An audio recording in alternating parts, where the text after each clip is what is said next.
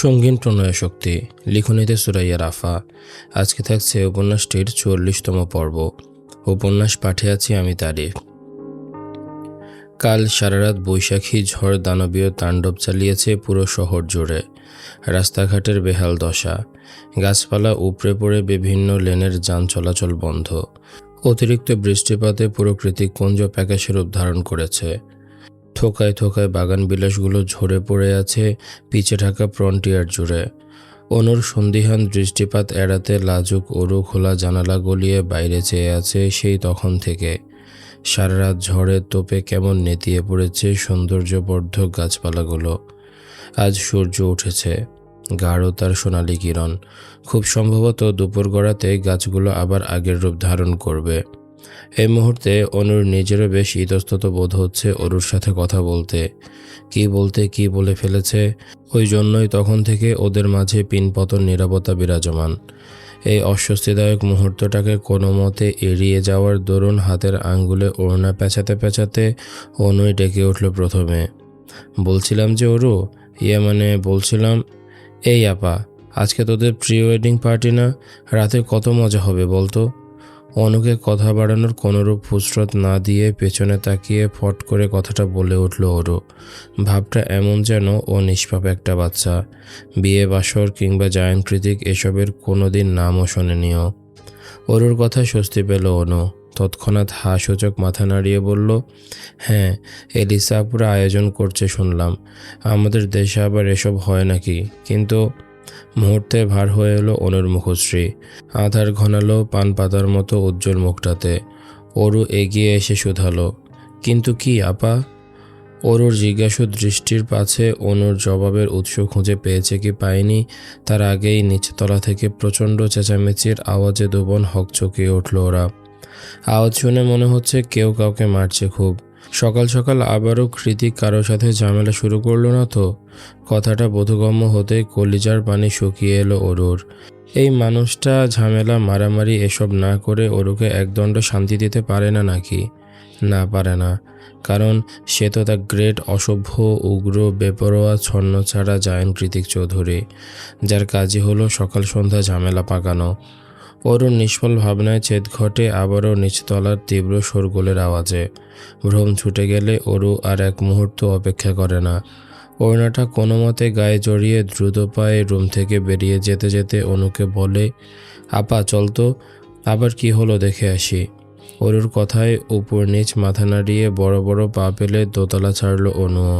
ওরা দুবোন যখন প্রচণ্ড চিন্তায় উদ্বিগ্ন মস্তিষ্কে দ্রুত কদমে নিচে নেমে এলো, তখন অন্দরমহল পুরোপুরি নীরব। অরু অনু চারিদিকে চোখ বুলিয়ে ঘটনা বোঝার চেষ্টা চালাচ্ছে। হলরুমের মাঝ বরাবর পায়ের উপর পা তুলে ডিভানে বসে আছে কৃতিক। ওর আশেপাশে সায়র, অর্ণব, এলিসা, ক্যাথলিন, মোখলেস চাচা সবাই আছে। আজমেরি শেখও অন্য একটা কাউচে বসে আছেন। সবার সামনে চরম অপরাধীর ন্যায় মেঝেতে বসে কাঁদছে রূপা। দেখে মনে হচ্ছে এতক্ষণে ঝড়টা ওর উপর দিয়ে বয়ে গিয়েছে। কারণ ওর দিকে তাকিয়ে এখনও রাগে ফোঁসফোঁস করছেন জাহানারা। তার আগুনের ফুলকির মতো চোখ জোড়া দেখে মনে হচ্ছে পারলে আরও কয়েক ঘা বসিয়ে দেয় রূপাকে। কিন্তু কোনো এক অদৃশ্য শক্তি বলে তার হাত আটকে আছে। শক্তি বলটা কি তাহলে জায়ান কৃতিক? ভাবছে অরু। চারিদিক অবলোকন করে অরু হিসিয়ে অনুকে শুধালো, আপা কি হয়েছে বলতো? অনু জবাব দেয়, কাল সন্ধ্যাবেলায় টিউশনে গিয়ে সারা রাতেও আর বাড়িতে ফেরেনি রূপা। রেজা ভাই গিয়েছিল ওকে আনতে, কিন্তু গিয়ে শোনে রূপা নাকি টিউশনিতেই যায়নি, কোনো এক ছেলের সাথে ভেগেছে। তাই সকাল সকাল মামি এসেছিল কৃতিকুঞ্জে। মাকে বলে কই কিছু একটা উপায় বের করানোর জন্যে। সেটা জানাতেই তো আমি তোর রুমে গেলাম তখন। আর এখন এসব। ওদের কথোপকথনের মাঝে অন্দরমহলে প্রবেশ করেন অরুর মামা। তিনি চারিদিকের থমথমে পরিবেশ পরিস্থিতি বুঝে উঠতে না পেরে তার স্ত্রী জাহানারার দিকে এগিয়ে গিয়ে উদ্বিগ্ন কণ্ঠে শুধালেন, কি হয়েছে? মেয়েটা এভাবে মেঝেতে বসে কাঁদছে কেন? স্বামীর কথায় গর্জে উঠলেন জাহানারা। রুষ্ট গলায় বললেন, সেটা তোমার মেয়েকে জিজ্ঞেস করো। সারা রাত একটা ছেলের সাথে পোষ্টি করে মান সম্মান খুইয়ে এখন ঘরে চৌকাঠ মারিয়েছে। ওকে মেরে ফেলো রেজার বাবা, নইলে আমি মহল্লায় মুখ দেখাতে পারবো না। যে জাহানারা সবাইকে কথায় দাবিয়ে রাখে, মুখের জোরে সবাইকে ওঠায় বসায়, আজ তার মেয়ে হয়েও কিনা এমন একটা নোংরা কাজ করে ফিরল। ছি, এখন আমি ওকে দিয়ে করবোটাকে বলতে পারো? অরুর মামা কিছুটা শান্ত স্বরে বললেন। আহ, এভাবে বলছো কেন? জাহানারা পুনরায় ঝাঁঝিয়ে উঠে বললেন, বলবো না তো কি করব? তোমার মেয়েকে গাড়ি করে কয়েকটা ছেলে মহল্লার মাঝখানে ফেলে রেখে গেছে, সবাই দেখেছে, কানাঘুষায় পুরো মহল্লা গরম। তোমার কি মনে হয় এই মেয়ের আর বিয়ে হবে কোনো দিন? মুখ পুরি সব খুইয়ে এখন আবার ফিরলি কেন?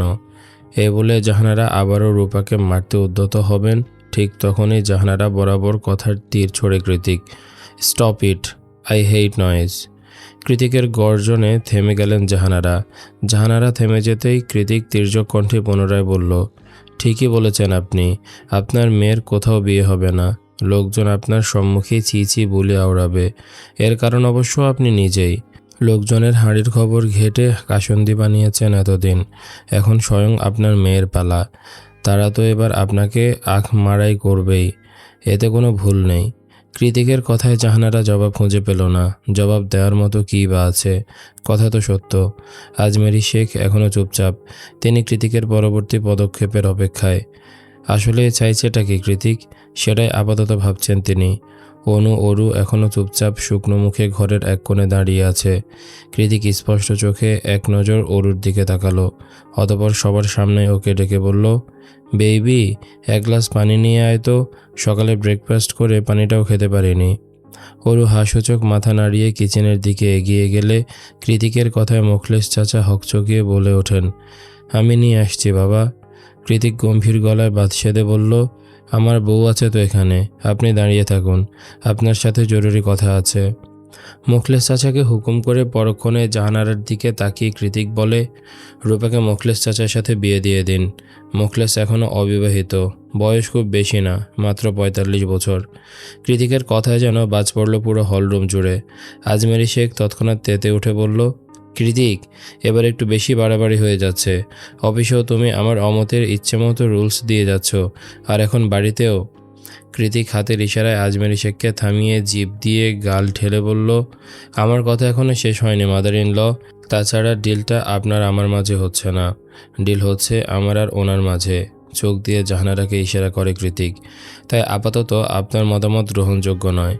আজমেরি শেখ আর কথা না বাড়িয়ে দীর্ঘশ্বাস ছেড়ে চুপ হয়ে গেলে জাহানারা রেগেমেগে বলেন, তাই বলে বাড়ির কেয়ারটেকারের সাথে আপনি আমার মেয়ে?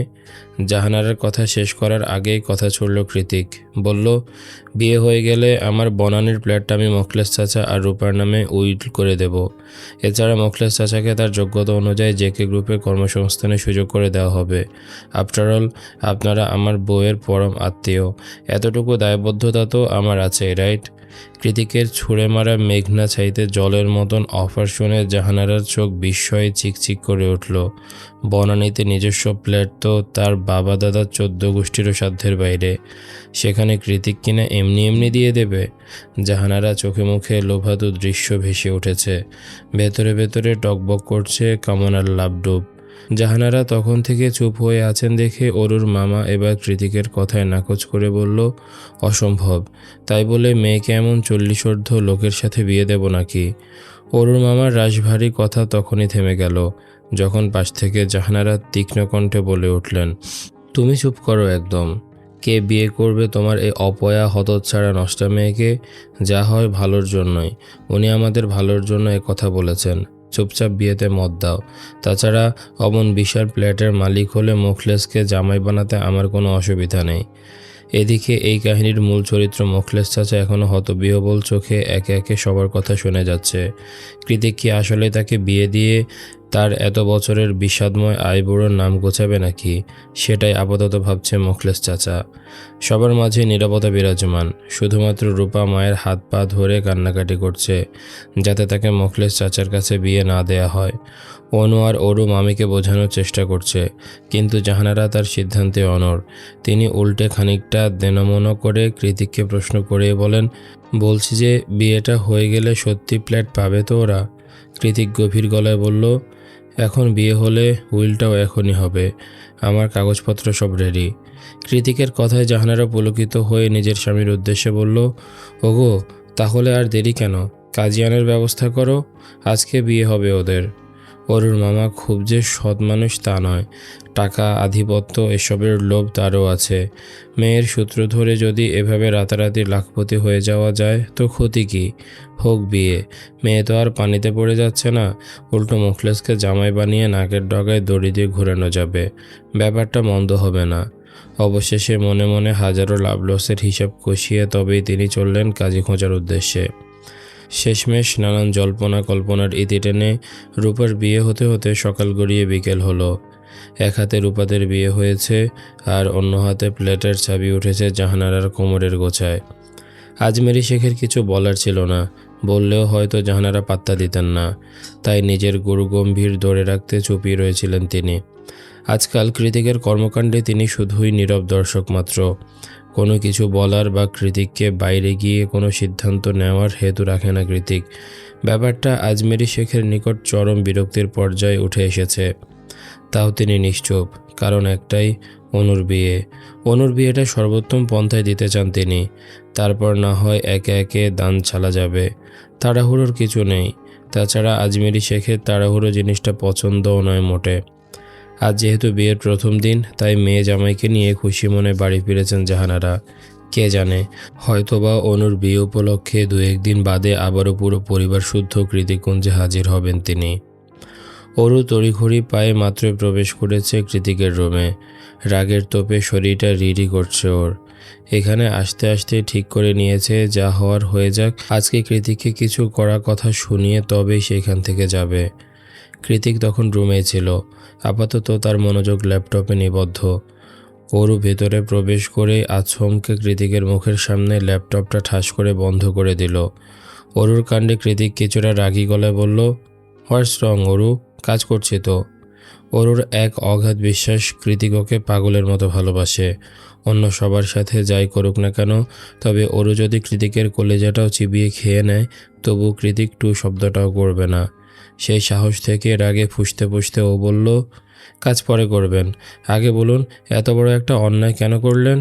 মামিকে লোভ দেখিয়ে কেন মোখলেস চাচার মতো একটা 40 লোকের সাথে রূপার বিয়ে দিলেন? বিয়ে কি একটা ছেলে খেলা যে যার সাথে খুশি যেভাবে খুশি বিয়ে দিয়ে দিলেন? আমি খুব ভালো করে জানি রূপা উধাও হওয়া থেকে শুরু করে এত কাহিনীর পেছনে নিশ্চয় আপনার হাত আছে। বলুন কেন করেছেন এসব? অরুর একাধারে বলে যাওয়া ননস্টপ কথার বহরে কান না দিয়ে পুনরায় ল্যাপটপে মন দিয়ে কৃতিক শান্ত স্বরে বলল, বড়দের কথা এত জানতে হয় না অরু, ভুলে গিয়েছিস আমি যে তোর 12 বছরের বড়? কৃতিকের কথায় অরু বিরক্ত হয়ে বলল, তা এতই যখন আপনি বড়, আমি যে আপনার 12 বছরের ছোট সেটা কাল রাতে মনে ছিল না? এত করে বলেছিলাম ছাড় দিয়েছিলেন একটুও? তখন তো নো ওয়ে করেছিলেন। অরুর আগে ফোঁস করছে, কি বলছে না বলছে কিচ্ছু খেয়াল নেই ওর। তাই কৃতিক এবার উঠে গিয়ে অরুর মুখোমুখি হয়ে শটান দাঁড়িয়ে পড়ল। অতঃপর ঘাড়টা একটু নিচু করে নরম শান্ত গলা শুধালো, কি হয়েছে, এত রেগে আছিস কেন? অরু ঠোঁট উল্টিয়ে শক্ত গলায় বলল, কেন করলেন এটা? রাগের তোপে তিড়িয়ে কাঁপতে থাকা অরুর পিনপিনে ঠোঁটে বৃদ্ধাঙ্গুলি বুলিয়ে কৃতিক একটা দীর্ঘ শ্বাস ছেড়ে বলল, তুই আমাকে না বললেও তোর শরীর আমাকে বলে দেয় অরু, আমার অবর্তমানে তোর উপর দিয়ে ঠিক কতটা ঝড়ঝাপটা গিয়েছে, শুধুমাত্র আমাকে ভালোবাসার অপরাধে, আমাদের বিয়েটা মেনে নেওয়ার অপরাধে তোর আশেপাশের মানুষগুলো তোকে ঠিক কী পরিমাণ মানসিক যন্ত্রণায় ভুগিয়েছে সেটা তোর চেহারা তোর শরীর দেখেই বুঝে গিয়েছি আমি। ইউএসএ থেকে আসার পর তোর অবস্থা দেখে নিজেকেই নিজে শাস্তি দিতে ইচ্ছে করছিল আমার। তোকে যতবার চোখের সামনে দেখেছিলাম ততবারই নিজের রাগ সামলাতে পারছিলাম না আমি। মস্তিষ্ক আগুন হয়ে উঠেছিল আমার। ইচ্ছে করছিল আরও আগে দেশে না ফেরার শাস্তিস্বরূপ নিজেকেই নিজে শেষ করে দেই। ফলস্বরূপ তোকে বারবার এড়িয়ে গিয়েছি। অরু এখনও প্রশ্নসূচক দৃষ্টিতে তাকিয়ে আছে। ডাগর চোখ দুটো কৌতূহলে পরিপূর্ণ।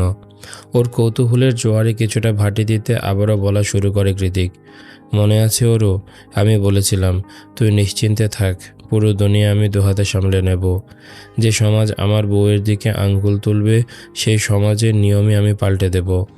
হয়তো কিছুটা দেরি হয়েছে, কিন্তু আমি সেটাই করেছি। সমাজের রিপ্রেজেন্টেটিভ হিসেবে তোর মামি তোর দিকে বারবার আঙ্গুল তুলেছে, তোর আমার বয়সের পার্থক্য নিয়ে তুচ্ছ-তাচ্ছিল্য করেছে। তোর শরীরে আমার করা ভালোবাসার স্পর্শগুলোকে নোংরা বলে আখ্যায়িত করেছে। ওই জন্যই আমি ওনার কথার বান ওনাকে দিয়ে কাটিয়েছি। আজ প্রথমে ওনার মেয়ের শরীরে নোংরা স্পর্শের কলঙ্ক উঠেছে, পুরো মহল্লার কাছে খারাপ আখ্যায়িত হয়েছে। তারপর দিন শেষে লোভের তাড়নায় উনি আবার ওনার মেয়েকে এমন একজন লোকের সাথে বিয়ে দিয়েছেন যার সাথে ওনার মেয়ের বয়সের পার্থক্য 1, 2 কিংবা 12 বছর নয়, গুনে গুনে 26 বছর। আজ থেকে তোর মামি আর তোর সামনে সমাজ নিয়ে টু শব্দ করবে না ওরও, কারণ আমি সমাজের নিয়মটাই ভেঙে দিয়েছি। কৃতিকের কথায় হতবাক হয়ে ওর দিকে হা করে তাকিয়ে আছে ওরও। চোখ দুটো আগের চেয়েও বৃহৎ আকৃতি ধারণ করেছে। মনে মনে ভাবছে, মানুষ এতটা গভীর আর সুকৌশলী চিন্তা কিভাবে করতে পারে। ওরও তখন থেকে হতবুদ্ধি হয়ে দাঁড়িয়ে আছে দেখে কৃতিক ভ্রু উছিয়ে শুধালো, কি বউ, সবটা মাথার উপর দিয়ে গেল তো? ওরও নির্লিপ্ত চোখে হাস্যচোখ মাথা নাড়ালে কৃতিক ওকে বুকের মধ্যে টেনে এনে বলল, চিন্তা নেই, মোখলেস চাচা মানুষ হিসেবে অসাধারণ। তাছাড়া ওরা যাতে ভালো থাকে সে সব ব্যবস্থা আমি নিজ হাতে করব। তার চেয়েও বড় কথা, রূপা যার সাথে পালিয়েছিল সেই ছেলেটা মোটেও সুবিধার না, এক কথায় ডাকাত বলতে পারিস। আমি শিওর ও রূপাকে দূরে কোথাও নিয়ে পাচার করে দিত। ওরও নিজের নরম দুহাতে কৃতিকের চওড়া পেটখানা আঁকড়ে ধরে ওর শক্ত বুকের মাঝ বরাবর মুখ দাবিয়ে দিয়ে বলল, আপনি কি জানেন আপনি একটা বেস্ট হাজব্যান্ড, সবার থেকে বেস্ট। আজ থেকে আপনি যে নিশানা ধরে পথ এগোবেন, আপনার ফেলে যাওয়া সেই পায়ের চাপে পা রেখে চোখ বন্ধ করে এগিয়ে যাব আমি, প্রমিস। এই যে পিঙ্কি, প্রমিস। মিষ্টি হেসে কথাটা বলে কৃতিকের খড়খড়ে কোনো আঙ্গুলের ভাঁজে নিজের কোমল তুলতুলে কোনো আঙ্গুলটা প্রবেশ করালো ওরও। যেহেতু নিজেরা এদেশে ওদের চেনা পরিচিত তেমন কেউ নেই, তাই প্রি ওয়েডিংয়ের পার্টিটা কৃতিক কুঞ্জের ছাদে আয়োজন করা হয়েছে। মাত্রই কেক টেক কেটে মাদুর পেতে আড্ডা দিতে বসেছে সবাই। আগামীকাল অনুপ্রত্যয়ের গায়ে হলুদ, পরশু বিয়ে, তারপর সারা জীবনের জন্য এই পরিবারের অতিথি হয়ে যাবে অনু। অরুর তো তাও বাড়িতে বিয়ে হয়েছে, তার উপর কৃতিক ওকে বাচ্চাদের মতো করে আগলে রাখে। কিন্তু অনুকে তো শ্বশুর বাড়ি যেতে হবে, পুরো একটা আলাদা পরিবারের সাথে নিজেকে মানিয়ে গুছিয়ে নিতে হবে, দিন রাত সংসার সামলাতে হবে। সেসব ভাবতে গেলে প্রত্যয়কে নিজের করে পাওয়া বিয়ের আনন্দ সব কিছু কেমন ফিকে হয়ে যাচ্ছে অনুর হৃদয়ে। এই আড্ডাতে অনু ছাড়াও আরও একজনের মুখটা মলিন হয়ে আছে, সে হলো এলিসা, যার কিনা এই বিয়ে নিয়ে সবচেয়ে বেশি আগ্রহ ছিল। সেই সকাল থেকে মুখ ভার করে বসে আছে, প্রয়োজনের বাইরে কারো সাথে একটা কথাও বলছে না। কি অদ্ভুত! অনুর মন খারাপের কারণ জানে ওরও, কিন্তু এলিসার এই মাত্রাতিরিক্ত বিষণ্ণতার কিছুতে ধরতে পারছে না ও। ওরও যখন চোখ মুখ কালো করে এলিসার দিকে আর চোখে তাকিয়ে এসব ভাবছিল, তখনই কনুই দিয়ে সামান্য খোঁচা মেরে ওকে ডেকে উঠল নীলিমা। শুধালো, কি ভাবছিস বলতো তখন থেকে? নীলিমার ডাকে ধ্যান ভাঙে ওরুর। ও নাসূচক মাথা নাড়িয়ে ছোট্ট করে জবাব দিল, কিছু না। অতঃপর পুনরায় মন দিল সবার সাথে আলাপচারিতায়। আপাতত শায়রি বকবক করে যাচ্ছে সবার মাঝে। অর্ণব গিটার নিয়ে বসেছে গান গাইবে বলে। অনু আর প্রত্যয় চোখে চোখে হাজারো কথা আদান প্রদান করছে।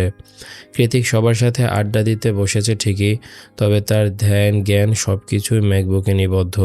নতুন নতুন অফিস জয়েন করার পর থেকে সারাক্ষণ ল্যাপটপ নিয়ে বসে থাকে ও। কি জানি কি করে। ক্যাথলিন এলিসার কাঁধে মাথা রেখে অর্ণবের করা গিটারের টুংটাং আওয়াজে মন দিয়েছে। নীলিমা অরুর পাশে বসেই শায়রের সাথে একের পর এক যুক্তিবিদ্যায় ব্যস্ত। একমাত্র ওরই চুপচাপ সবাইকে গভীর চোখে পরখ করছে। শায়র কি ভেবে যেন কথার এক পর্যায়ে হুট করে বলল, গাইস চলো সবাই ট্রুথ অ্যান্ড ডেয়ার খেলা যাক। আশেপাশের উৎসুক জনতা সবাই একে একে হাস্যচোখ মাথা নাড়ালেও কৃতিক কিবোর্ডে আঙ্গুল চালাতে চালাতে গভীর গলায় বলল, আমাকে এসব ডেয়ার পেয়ার দিলে খবর আছে তোর শায়র। কৃতিকের কথায় শায়র বিরক্ত কণ্ঠে বলল, এখানে আছিস মানে তোর খেলায় অংশগ্রহণ করতে হবে, নো কম্প্রোমাইজ। কথা শেষ করে একটা খালি হুইস্কির বোতল সবার সামনে ঘোরালো শায়র। বোতল ঘোরাতেই সবার আগে ফেসে গেল বেচারি নীলিমা। শায়র নীলিমার দিকে তাকিয়ে কিঞ্চিত ভ্রু উঁচিয়ে বলল, কি সাহসী আব্বাজানের সাহসী কন্যা, ট্রুথ না ডেয়ার? নীলিমা ঠোঁট বেঁকিয়ে বলল, ডেয়ার পেয়ার পারবো না, ট্রুথ। শায়র নির্বিকার ভঙ্গিতে বলল, ঠিক আছে বলো তাহলে, বয়ফ্রেন্ড আছে? নীলিমার দাঁত কটমটিয়ে মনে মনে বলল, বদমাস, বিদেশি বান্দর, জানতাম তুই ভুলভাল কোশ্চেন করবি আমায়। কি ভয় পেয়ে গেলে নাকি রাগিনী? নীলিমা থমথমে গলায় উত্তর দিল, না নেই। নীলিমা জবাব দেওয়ার সঙ্গে সঙ্গে তেতে উঠল সায়র। সবার সামনে ঝড়ের গতিতে নীলিমার দিকে ঝুঁকে গিয়ে চোখ মুখ খিচিয়ে বলল, বিএফ নেই তো আমাকে একটা চান্স দিতে পারতে। শুধু শুধু আব্বাজানকে দিয়ে তাড়া খাওয়ানোর মানেটা কি ছিল? তোমাদের মেয়েদের এত ভাব কেন বলো তো? সায়রের কাণ্ডে নীলিমা খানিকটা পিছিয়ে গিয়ে শুষ্ক ঢোক গিলল। ওদিকে সায়রের ভাবসাব এমন যে আজকে নীলিমার সাথে একটা হ্যাস্তন্যাস্ত করে ছাড়বে ও। কেন ওকে আঁচলা বাঁশ নিয়ে তাড়া করা হলো সেই প্রতিবাদ স্বরূপ। কিন্তু ওকে মাঝপথে থামিয়ে দিয়ে অর্ণব বলল, থাম ভাই, খেলার মাঝখানে কি শুরু করলি? খেলাটা কন্টিনিউ কর, নয়তো চললাম। অনেক রাত হয়েছে, ঘুমাবো। সায়র নিজেকে সংবরণ করে ফোঁসফাস করতে করতে পুনরায় বোতল ঘোরালো। এবার গিয়ে বোতল থামলো কৃতিকের সামনে। কৃতিক সেদিকে তাকিয়ে দীর্ঘশ্বাস ছাড়তে অর্ণব বলল, কি নিবি, ট্রুথ না ডেয়ার? কৃতিক নির্লিপ্ত কণ্ঠে বলল, ট্রুথ, তবে কোনরূপ ফাজলামো করবি না বলে দিলাম। অর্ণব কৃতিকের সতর্কবার্তায় দু পয়সা তোয়াক্কা না করে সঙ্গে সঙ্গে প্রশ্ন ছুড়ল ওকে, ওরুকে তোর দেওয়া ফার্স্ট গিফট কী ছিল? আর এমন কি স্পেশাল গিফট যা তুই ওকে দিতে চাস এখনও দেওয়া হয়নি? অর্ণবের কথা শেষ হলে কৃতিক ম্যাকবুক থেকে চোখ সরিয়ে ওরুকে পর্যবেক্ষণ করল, যে লাজুক লতা হয়ে হাত দিয়ে কানের পেছনে চুল গুজে কৃতিকের দৃষ্টি এড়াতে বারবার এদিক ওদিক তাকাচ্ছে। কৃতিক ওরুর দিকে দৃষ্টি রেখে একটু ভেবে বলল, আই থিঙ্ক ফার্স্ট গিফট ছিল কিছু পাজামা সেট। আর স্পেশাল গিফট যদি বলিস, then I wanna give her my best DNA. একই ঠোঁট কাটা কথা। কৃতিকের কথা শুনে কাশি উঠে গেল সবার। ওরু লজ্জা টজ্জা ঠিকই তুলে কৃতিকের দিকে তাকিয়ে খটমটিয়ে বলল, নির্লজ্জ লোক। কৃতিক ঠোঁট উল্টে নির্বিকার ভঙ্গিতে বলল, আশ্চর্য, ট্রুথ আর ডেয়ার খেলা হচ্ছে, তাই তো সত্যিটা বললাম। ওরু চোখ মুখ খিচিয়ে বলল, এই সত্যি কে বলতে বলেছে আপনাকে? ওদের স্বামী স্ত্রীর বাকবিতণ্ডার মাঝে সায়র হো হো করে হেসে বলল, শুনেছি স্বর্ণব জেকে এখনও বাসরটাই করতে পারলো না, এদিকে বাচ্চা উপহার দিয়ে দিচ্ছে। হাউ ফানি, হে হে। কৃতিক সায়রের মেলে যাওয়া ছোয়ালখানা আলতো হাতে বদ্ধ করে দিয়ে বলল, আপাতত মুখটা বন্ধ কর, যখন হবে তখন ঠিকই টের পাবি আদৌ বাসর করেছি কি করিনি। ওরু তৎক্ষণাৎ সবার মধ্যে থেকে উঠে গিয়ে গটগটিয়ে নিচে চলে গেল। সায়র হাঁক ছেড়ে বলল, আরে এলোকেশি, কোথায় চলে যাচ্ছ? খেলা তো শেষ হয়নি। সায়র কথাটা উচ্চারণ করার সঙ্গে সঙ্গে কৃতিক আচমকা সায়রের গলা চেপে ধরে বলল, শালা, তোকে কতবার বলেছি আমার বউকে তুই ডাকবি না কখনো, আবার ঢং করে এলোকেশি ডাকা হচ্ছে, আজ তোর খবর আছে। এ বলে কৃতিক সায়রের গলাটা গায়ের জোরে চেপে ধরে। সায়র কোনো মতে শ্বাস টেনে অস্পষ্ট আওয়াজে অর্ণবকে ডেকে বলে, ভাই থামা এটাকে, বিয়ের আগে আমার হবু বউটা বিধবা হয়ে যাবে তো। এলিসা ওদের ঝামেলার মাঝখানে অকস্মাৎ চেঁচিয়ে উঠল, বেশ চড়া গলায় বলল, থামবি তোরা, অসহ্য লাগছে আমার। অর্ণব সায়রকে রেখে এলিসার দিকে এগিয়ে গিয়ে ওর মাথায় আলতো হাত ছুঁয়ে বলল, এলি, কি হয়েছে জান, মন খারাপ? এলিসা জবাব দিল না। এক ঝটকায় অর্ণবের হাতটা ঝাড়ি মেরে সরিয়ে বড় বড় পা ফেলে চলে গেল ছাদ থেকে। গোধূলি সন্ধ্যা শেষে তিমির মুড়িয়ে গিয়েছে চারিপাশ। আজ বোধহয় অমাবস্যা, তাই সন্ধ্যাক্ষণে রাতের মতো নিকষ কালো আঁধার নেমেছে ধরণী জুড়ে। তবেই সেই আঁধারের এক চিলতে নিকষ কালো অবশিষ্ট নেই কৃতিককুঞ্জে। কী করে বা থাকবে? পুরো বাড়িটা ফেরি লাইট আর ল্যান্টার্নের আলোকে ঝিলমিক করছে। সন্ধ্যা হতেই যেন পুরো মহল্লা জ্বলে উঠেছে কৃতিককুঞ্জের চকচকে আলোয়। অধূর সদরঘাট থেকেও সে আলোর ছটা পাখির চোখে দেখা যাচ্ছে। মানুষ ঘুরে ঘুরে দেখছে আর ভাবছে, কি হচ্ছে ওখানে, এত আলোই বা কেন? আজমেরি শেখ কোনোরূপ ত্রুটি রাখতে চান না মেয়ের বিয়েতে, ওই জন্যই হয়তো এত আয়োজন, ধুমধামের কোনো শেষ নেই। সন্ধ্যার পরপরই গেট ছাড়িয়ে ভেতরে প্রবেশ করেছে নামিদামি গাড়ির বহর। এরা কেউ কেউ জেকে গ্রুপের ভিআইপি ক্লায়েন্ট, নয়তো জামশেদ জায়ানের রাজনৈতিক সূত্রে পূর্ব পরিচিতরা, যাদের আপাতত আজমেরি শেখ আর কৃতিক দুজন মিলে আমন্ত্রণ জানাচ্ছে। যদিও বা দুজন কেউ কারো সঙ্গে কথা বলে না, কিন্তু এই মুহূর্তে ক্লায়েন্টদের সামনে সব কিছু স্বাভাবিকভাবে সামলাচ্ছে তারা। ইটস কল্ড প্রফেশনাল রিলেশন, যেটা কৃতিক আর আজমেরি শেখ দুজনই বেশ ভালো মতো রপ্ত করতে পারে। প্রত্যয় অনু স্টেজে বসে আছে। ওদেরকে মেহমানরা টুকটাক উপহার সামগ্রী দিয়ে যাচ্ছে। এখনও গায়ে হলুদ পর্ব শুরু হয়নি। গেস্টরা সবাই সফট ড্রিঙ্কস পান করছে। কৃতিক অনেক বছর পর দেশে ফেরার দরুন অনেকেই এগিয়ে এসে ওর সাথে কুশল বিনিময় করে যাচ্ছে। এলিসা মাত্রই অন্দরমহল থেকে বেরিয়েছে। ওর পরনে ল্যাভেন্ডার কালারের লেহেঙ্গা। গায়ে হলুদের প্রোগ্রাম হলেও আলাদা কোনো ড্রেস কোড ছিল না বলে যে যার মতো জামা কাপড় পরে নিয়েছে ওরা। তবে অর্ণব এলিসার সাথে মিলিয়ে ল্যাভেন্ডার কালারেরই পাঞ্জাবি ছড়িয়েছে গায়ে। শায়রের আপাতত দেখা মিলছে না। Kritik maroon velvet fringe coat পরেছে, সেই সাথে ব্ল্যাক স্কিনি ডেনিম। ঘাড় ছুঁই ছুঁই চুলগুলো আজ বেশ অনেকটা ছোট করা হয়েছে। এলিসাকে বেরোতে দেখে অর্ণব ওর হাত টেনে আহত সুরে বলল, কথা বলছিস না কেন এলি, কি হয়েছে? এলিসা কঠোর গলায় বলল, হাত ছাড় অর্ণব, ভাল লাগছে না। না, ছাড়বো না। ওদের এই বাকবিতণ্ডার মাঝেই একদম হুট করে স্টেজে এন্ট্রি নিল দুজন ব্রাইডমেড। প্রথমে লাল নীল চোখ ধাঁধানো লাইট, অতঃপর হঠাৎ করেই বেজে ওঠে সবার প্রিয় গান। এলিসা অর্ণব তৎক্ষণাৎ নিজেদের তর্ক বিতর্কের ইতি টেনে অবাক চোখে স্টেজে তাকালো। শায়র মাত্রই কিছু মিষ্টি আর দধি নিয়ে এক সাইডের টেবিলে বসেছিল। ও সিদ্ধান্ত নিয়েই নিয়েছে এই বিয়েতে ও ডায়েট পায়েট ভুলে সব খাবে। তারপর আমেরিকা ফিরে যা হবে দেখা যাবে। যেই ভাবা সেই কাজ। এক চামচ দধি মুখে নিয়েছিল কেবল, কিন্তু সেই দধি গলা দিয়ে নামার আগেই ওর চোখ আটকে গেল স্টেজে। দেখল পেরি টেল থেকে নেমে আসা দুজন জলজ্যান্ত পরী স্টেজে হিন্দি গানের সাথে কোমর দোলাচ্ছে। তাদের হাসির ফোয়ারা যেন চারিদিকে মুক্তোর দানার ন্যায় ঝরে পড়ছে।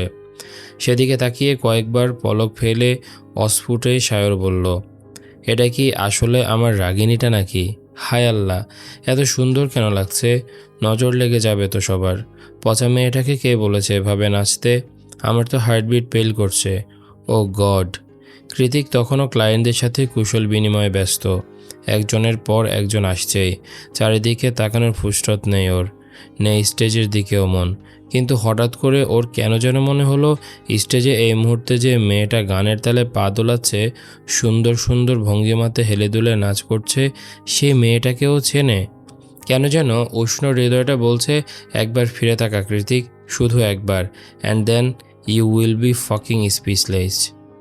কৃতিক তাকালো, হুট করে নয়, আস্তে আস্তে সময় নিয়ে নজর ঘোরালো। আর তারপর ওর হৃদয়টা ওখানেই থমকে গেল। ওরুকে এতটা হাসি খুশি বোধ হয় এই জীবনে দেখেনি কৃতিক। তার উপর এমন মাতাল করা নাচ। ওরও এত সুন্দর করে নাচতেও পারে। কৃতিক হা হয়ে তাকিয়ে আছে স্টেজে নৃত্যরত ওই অষ্টাদশীর দিকে। পরনে অফ হোয়াইট লেহেঙ্গা, হাঁটু সমান লম্বা চুলগুলো পুরোপুরি বাঁধন হারা তার। গলায় কানে সিঁথিতে সাদা পাথরের ছোট ছোট জুয়েলারিতে ওরুকে দেখে চোখ ঝলসে যাচ্ছে কৃতিকের। এই মেয়েটা ওর হৃদয় হরণী। সেই ছোট্টবেলা থেকে নিজের মায়া বলে কৃতিককে বশ করে রেখেছে। আজকে মনে হচ্ছে ওরুকে নতুন করে আবিষ্কার করলো কৃতিক। যে ওরু নিজেকে মেলে ধরতে জানে, খিলখিলিয়ে হাসতে জানে, বুক ভরে শ্বাস নিতে জানে। কিন্তু কৃতিক তো শ্বাস নিতে পারছে না, ওর দম বন্ধ হয়ে আসছে। এই অরুকে দেখে ওর মোটেই স্বস্তি লাগছে না, কেমন হাঁসফাঁস লাগছে। বুকের ভেতরটা সূক্ষ্ম ব্যথায় চিনচিন করছে। বারবার মনে হচ্ছে আমার বউটা এত কেন সুন্দর, এত কেন নিখুঁত।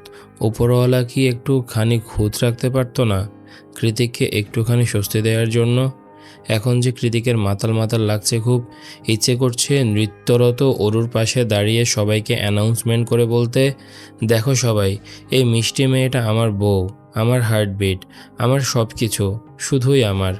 ওর নেশায় আমি আসক্ত, সঙ্গীন প্রণয়াসক্ত। কিন্তু কৃতিক তো সেসব বলতে পারে না, কারণ হৃদয়ের কথা মুখ ফুটে বলে বেড়ানোর ওর ধাঁচে নেই। তাই অরুর নাচ শেষ হতেই ওকে টেনে টুনে মহলের মধ্যে নিয়ে গেল কৃতিক। করিডোরের এক প্রান্তে দাঁড়িয়ে অরু একটু ভয়ার্ত গলা শুধালো, কি হয়েছে, এভাবে টানছেন কেন? কৃতিক অরুর দিকে এগিয়ে আসতে আসতে হাসি টোনে বলল, কি করেছি সেটা? আমি তো ঠিক নেই অরু, আম নট ওকে। অরু কৃতিকের কপালে হাত ছুঁয়ে উদ্বিগ্ন কণ্ঠে বলে ওঠে, কেন, কি হয়েছে? সেদিন বৃষ্টিতে ভিজলেন বলে জ্বর আসেনি তো আবার? দেখি। কৃতিক অরুর হাত সরিয়ে দিয়ে নিজের এক হাত অরুর আঁচলের ফাঁক গলিয়ে ওর মেদহীন উদরে ছোঁয়ালো। কৃতিকের শক্ত হাতের স্পর্শে তৎক্ষণাৎ কেঁপে উঠল অরু। কম্পিত কণ্ঠে বলল, কি করছেন? আঁচলটা এলোমেলো হয়ে যাবে তো। হলে হোক, তুই যে আমাকে এলোমেলো করে দিয়েছিস তার কি হবে? এভাবে কেন নাচতে গেলি অরু? আমার যে এখন বুকে ব্যথা করছে খুব, মনে হচ্ছে মরে যাব। তোকে একান্তে কাছে পেতে ইচ্ছে করছে, কিন্তু সেটা তো এই মুহূর্তে সম্ভব নয়, কারণ বাইরে সবাই আমার সাথে মিট করার জন্য ওয়েট করে বসে আছে। তাহলে এখন কি করব আমি? তোর প্রতি এত কেন আসক্তি আমার? কেন এত সুন্দর তুই? বল, বল না। তোকে কাছে না পেয়ে আমি যদি বুকের ব্যথায় মরে যাই, তখন সব দোষ তোর। কৃতিক উদ্ভ্রান্তের মতো একের পর এক বুলি আউড়ে যাচ্ছিল। ওর চোখে মুখে ভীষণ কাতরতা, ভীষণ অসহায়ত্ব। কিন্তু এই পর্যায়ে এসে ওর মুখটা হাত দিয়ে আলতো করে চেপে ধরল ওরও। অতপর কৃতিকের চোখে চোখ রেখে না সূচক মাথা নাড়ালো। কৃতিকের একটা হাত তখনও পেছনে লুকানো। ওরও চুপচাপ দাঁড়িয়ে আছে দেখে কৃতিক এবার বিনা দ্বিধায় হাঁটু গেড়ে বসে পড়ল ওর সামনে। আলতো হাতে শাড়ির আঁচলটা সরিয়ে নির্লিপ্ত ঠোঁট ছোঁয়ালো অরুর তুলতুলে কোমল উদরে। এরপর অন্য হাতটা সামনে বাড়িয়ে কাঁচা হলুদের রঙে রাঙিয়ে দিল অরুর সমগ্র উদর। কৃতিকের এক একটা কাজে প্রত্যেকবারই বিস্ময় হতবিহ্বল হয়ে পড়ে অরু। এবারও তার বিপরীত নয়, তবে এই মুহূর্তে বিস্ময়ের চেয়েও লজ্জায় চুপসে গিয়েছেও। কৃতিক কী করলো এটা? কারো চোখে পড়লে নিশ্চয় অরুকে পাগল ভাববে। তারা তো জানে না যে অরুর একটা পাগল স্বামী আছে। অরু আপন মনে হিজিবিজি ভাবছে। কৃতিকের ঘোর কাটেনি তখনও। ও উঠে দাঁড়িয়ে অরুকে এক ঝটকায় পিছনে ঘুরিয়ে অরুর লম্বা চুলগুলো একপাশে সরিয়ে দেয় এবং এর পরপরই পুনরায় নিজ হাতে হলুদ রঙে রাঙিয়ে দিল ওর কোমল পৃষ্ঠদেশ। অতপর সেভাবে পিছন থেকে দুহাতে শক্ত করে অরুর কোমর জড়িয়ে ধরে ওর হলুদ লাগানো পৃষ্ঠদেশে নিজের গাল ঘষে দিল পরম আবেশে। কৃতিকের খড়দাড়ি সূচালো অনুভূতি আর ঠোঁটের স্পর্শে আরও এক দফা কাঁপুনি দিয়ে ওঠে অরুর সর্বাঙ্গ। ও আর সহ্য করতে পারল না কৃতিকের এমন এলোমেলো স্পর্শ। অগত্যায় কৃতিকের দুর্বলতার সুযোগ নিয়ে এক ছুটে পালিয়ে চলে গেল কৃতিকের দৃষ্টির অগোচরে। এই ছিল আজকের পর্ব। কেমন লেগেছে তোমাদের কমেন্ট করে জানাও। দেখা হচ্ছে পরের পর্বে। ততক্ষণ পর্যন্ত সবাই ভালো থাকো, সুস্থ থাকো। আজকের মতো আমি তারিফ এখানে বিদায় নিচ্ছি। আল্লাহ হাফেজ।